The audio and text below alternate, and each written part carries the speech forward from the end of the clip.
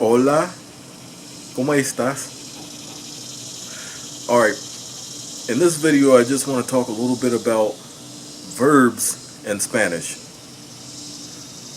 Alright, so maybe you have a question from the very beginning of what exactly is a verb? Well, a verb is a thing that you do. It's a word that is used to describe an action that someone or something does. Of course, we use them in English. I think you've already heard that word. An example of a verb in English would be run, talk, eat. These are all things we do. And people who speak Spanish, of course, do things as well. But what do those verbs look like? How would you say somebody does something in Spanish? There are a couple things that are a bit different from English, and I think I will start with what are called conjugations, which we have in English, but since we need to talk a little bit about forms in Spanish, it's going to be really important to talk about the different forms that exist there and those uses in that language. All verbs in Spanish in their infinitive forms or their unconjugated forms end in either AR, ER, or IR. And depending on the ending of those verbs in the infinitive, we're going to use a certain set of conjugations. And conjugations tell who or what is doing an action. And the who or what who is doing something is called a subject. And if that who or what's name is replaced by a pronoun, that pronoun is called a subject pronoun. The subject and the subject pronoun are both nouns that describe the person or thing doing the action.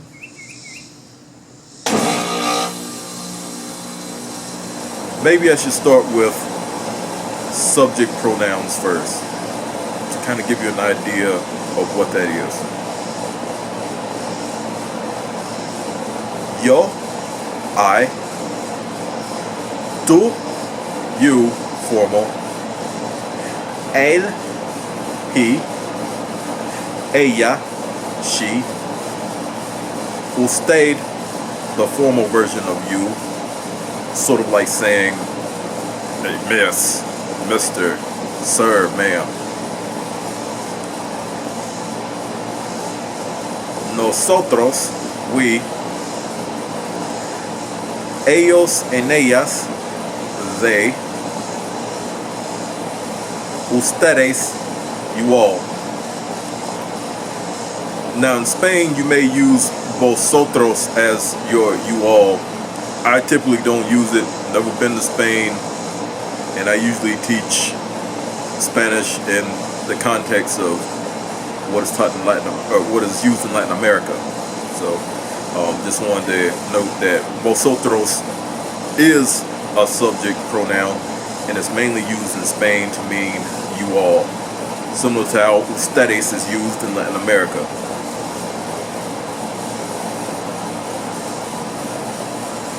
Now, let me go back to conjugations and let me go back to AR, ER, and IR. And what I'll do is give an example of one verb that ends in each of those. Hablar, to speak. Comer, to eat.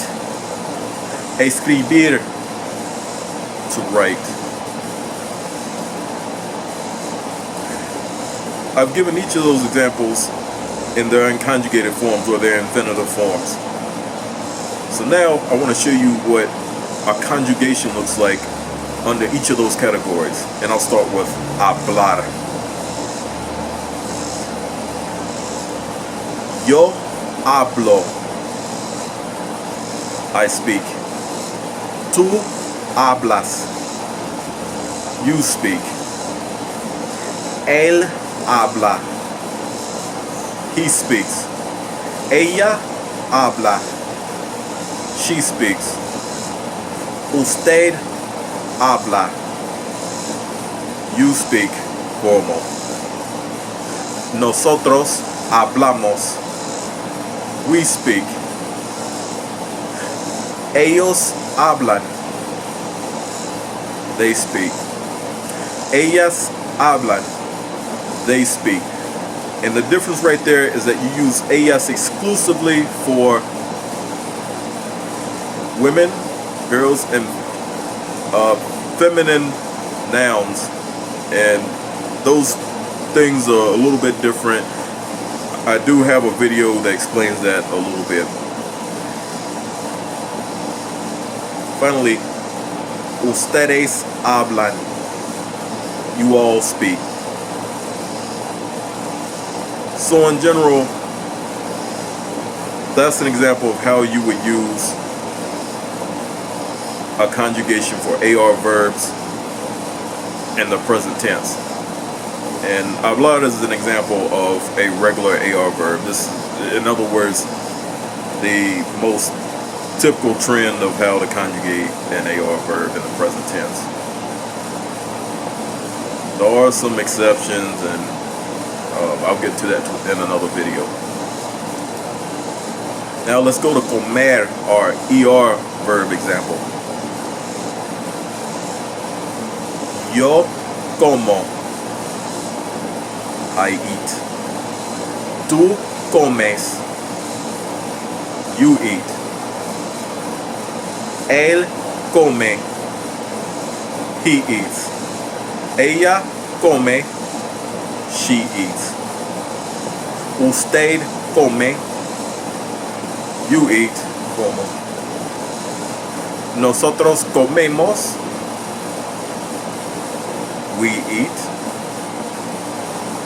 Ellos o ellas comen. They eat. Ustedes comen. You all eat. Y'all eat. You guys eat. Whatever form of you all you might use. Now I'm in the South, and I know a lot of places use y'all, but you know, I'm down here, I'll use y'all. Now let's get to our IR verb example. Escribir, to write. Yo escribo. I write. Tú escribes. You write. Él escribe. He writes. Ella escribe. She writes. Usted escribe. You write, formal. Nosotros escribimos. We write. Ellos o ellas escriben. They write. Ustedes escriben. Y'all write.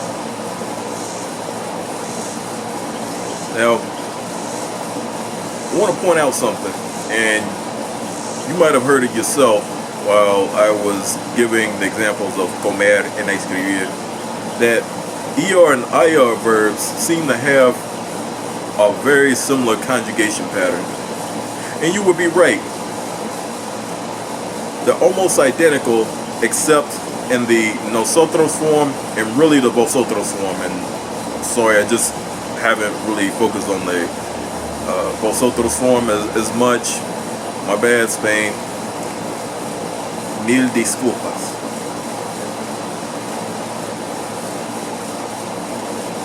Now, ER and IR regular verbs, just in general, in the present tense. The nosotros form for ER verbs, we're going to have hemos. For IR verbs, hemos, with an I. And that's the big difference there in terms of their conjugation. So for ER and IR verbs, it's going to go basically like this, and I'll start with ER verbs again.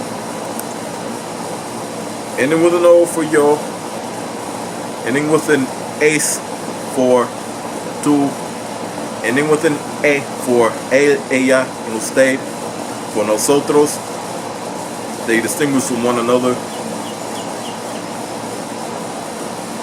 Hemos for ER verbs, hemos for IR verbs. Then we converge again. Ellos, ellas, and ustedes would be en for both ER and IR verbs. Now to go back to AR verbs, this is the general rule for conjugations for AR verbs in the present tense. O for yo forms, as for two forms, a for él, ella, and usted forms, amos for nosotros forms, an for ellos, ellas, and ustedes forms. So, just to review, a verb is something that someone or something does. And that something or someone is a subject. If its proper name is substituted, then now a subject pronoun represents that person or thing. Such as in English, for example, he, she, it, I, you get the deal. Subject pronouns. And Spanish again are yo, tú, él, ella, usted, nosotros, vosotros in Spain, ellos, ellas, and ustedes. These two things are pretty well connected, the subject or subject pronoun and the conjugation, because a conjugation in Spanish is going to tell you who or what is doing the action. And in the case of Spanish, you don't always have to necessarily use the subject pronoun or the subject like you do in English. And that's the beauty of a Spanish conjugation. There might be a few more than in English. At the same time, those conjugations can be used standalone to represent who or what is doing the action. That doesn't mean that putting in a subject or subject pronoun isn't helpful. It certainly is, and especially when you're at the beginning, when you're really trying to learn Spanish, really learning how to say someone does something or I do something. It can be really useful, and certainly you can use it. Not against the rules. In fact, I kind of encourage it for some people so that you can really remember who you're talking about, because sometimes kind of run into a rut, especially with ellos, ellas, and ustedes, right? So you might hear hablan, pero ¿quiénes hablan? Who's actually speaking here? You might not have that context. So in that case, subjects and subject pronouns can definitely be important, but not always necessary in Spanish to mention explicitly in a written or spoken sentence. Bueno, de todas formas, nos vemos y que vaya bien.